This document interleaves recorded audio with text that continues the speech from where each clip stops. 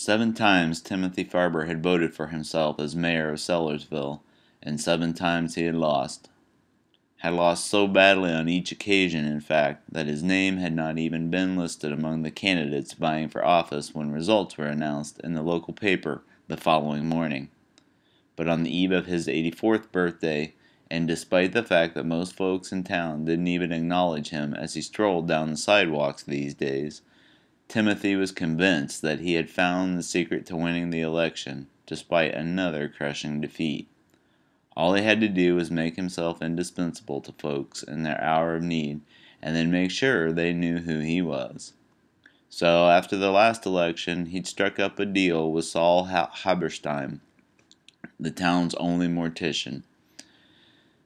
Timothy would serve as usher and gopher at Haberstein and Sons funeral home, and in exchange, Saul would allow Timothy to place campaign signs in Saul's yard when the time came.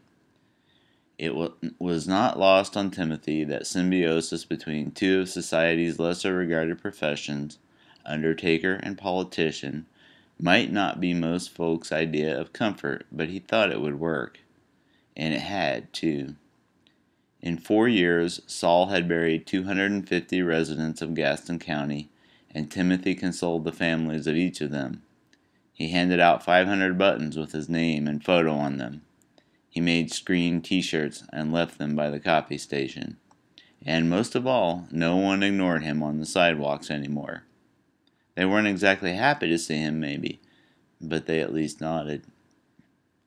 With 1 week left before the election, he had one chance left to win the hearts and votes, and he was determined to make the most of it.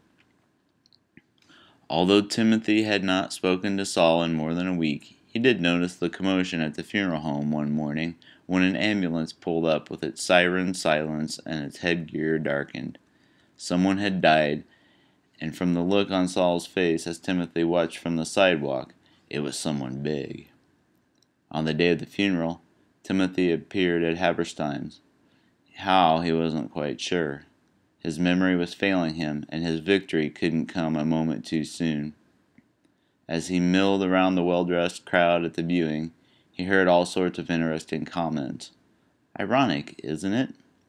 I can't believe this happened after he waited so long.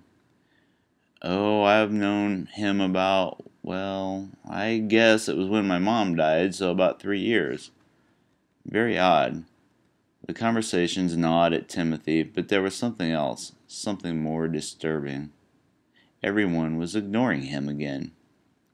As the organ music began to play, signaling that folks should take their seats for the service, Timothy backed into something hard and turned to find the casket. Draped over top was a recent copy of the local news. Timothy's face was bold and in color, dominating the space above the fold.